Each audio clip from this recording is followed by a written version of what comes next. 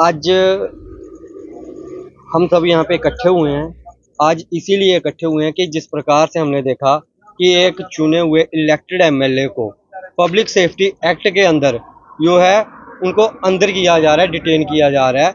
और मैं ये पूछना चाहता हूँ कि ये कौन सा अधिकार डीसी साहब को दे दिया कि पब्लिक सेफ्टी एक्ट आपने पीएसए के अंदर किया ना। पीएसए का मीनिंग होता है पब्लिक सेफ्टी एक्ट। और आज आप जाइए डोडा में देखिए, पब्लिक तो सारी एमएलए के फेवर में आई हुई है। किसकी सेफ्टी के लिए किया आपने? आपने जिस एक्ट में किया उसका मतलब था पब्लिक सेफ्टी। तो आज देखिए आप पब्लिक अगर पब्लिक की सेफ्टी के लिए किसी को अंदर किया तो पब्लिक सड़कों पे क्यों है? उसके हक में क्यों? उसके अधिकारों के लिए पब्लिक सड़कों पे उतरी हुई है। ये किया है तो आपने पब्लिक की सेफ्टी के लिए नहीं किया। जो चोर बाजारी चल रही है उसकी सेफ्टी के लिए किया, जो काला बाजारी चल रही है उसकी सेफ्टी के लिए किया, कि ताकि कोई बंदा जो है आवाज ना उठाए। ये जो करप्शन यहाँ पे चल रही है, यहाँ पे जो बेरोजगारों की आवाज को ना उठाया जाए, यहाँ पे किसी गरीब की आवाज को ना उठाया जाए, पब्लिक की सेफ्टी के लिए नहीं। ये तमाम जो आवाज उठाई जाती थी पब्लिक के फेवर में उसकी सेफ्टी के लिए, ताकि कोई आवाज उठाने वाला ना रहे। इसलिए उसको जो है पब्लिक सेफ्टी एक्ट का नाम दिया गया है। हालांकि सेफ्टी इन तमाम चीजों की गई है। मैं ये पूछना चाहता हूं उस एमएलए को क्यों नहीं उठाया गया जिसने मीडिया में एक गंदी गाली दी थी। अब मैं वो गाली यहाँ पे दोहराना नहीं चाहता, लेकिन फिर भी अगर आप बाइट निकालो तो देखो किस प्रकार से माँ की गाली दी गई थी। उस एमएलए पे क्यों नहीं पब्लिक सेफ्टी एक्ट लगा? मेराज मलिक पे क्यों जो है पब्लिक सेफ्टी एक्ट लगा हुआ है? मैं ये पूछना चाहता हूँ कि ये एडमिनिस्ट्रेशन ने क्या मजाक बनाया हुआ यहाँ पे, और डेमोक्रेसी लोकतंत्र की शरेआम हत्या की जा रही है। मेरे को बताइए किस जुल्म में आपने पब्लिक सेफ्टी एक्ट लगाया? कौन सी पब्लिक को जो है उसका थ्रेट था कि जो पब्लिक को ये कहते हैं कि पब्लिक को थ्रेट था? कहां पब्लिक को थ्रेट था? कौन सी पब्लिक को थ्रेट था? बताइए कौन सी कंप्लेन आई पब्लिक की कि हमें थ्रेट है?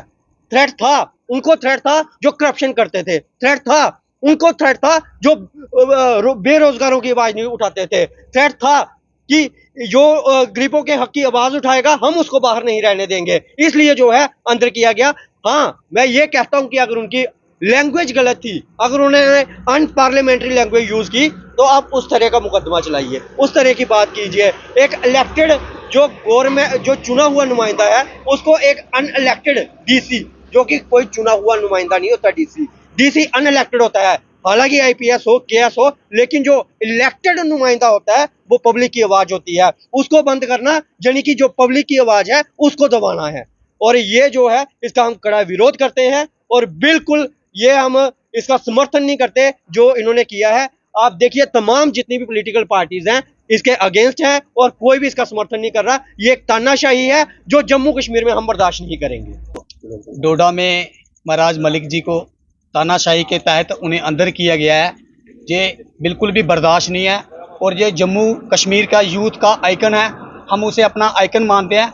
वो हमारे बेरोजगारों की बात को उठाते हैं। आए दिन देखते हैं कि वो ऐसे ऐसे मसले उठाते हैं जो हमारे दिल के साथ जुड़े होते हैं, हमारी ज़मीन के साथ जुड़े होते हैं। ये हमारे लोकतंत्र की, हमारे गरीबों की आवाज़ को दबाया जा रहा है। ये कभी भी बर्दाश्त नहीं होगा, और इसका विरोध हम कड़े लफ्ज़ों से करेंगे और हर जगह हम विरोध करेंगे। हम चाहते हैं कि इसे जल्द से जल्द रिहा किया जाए, नहीं तो इसका अंजाम बहुत ही बुरा होगा।